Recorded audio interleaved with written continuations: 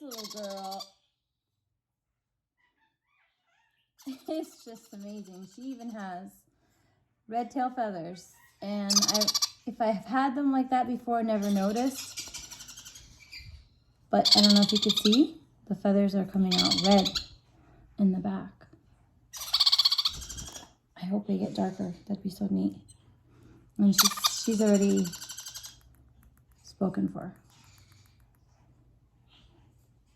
Meaning, like, in the sense that she may just stay with me, especially with those unique feathers. If anything changes, I would definitely let you guys know. I would consider her a heavy pie, obviously not as heavy as yellow with just a little bit of markings. No, this one's got a lot of markings of green and beautiful feathers on the wings. And they're all beautiful. She's already getting full. Are you already full? Huh?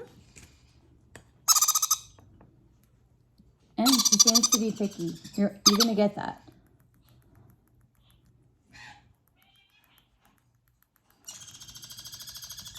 Because formula's at the perfect temp.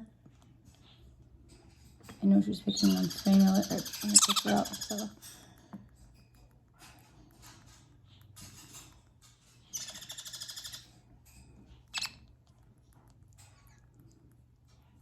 I keep them separated based on their size.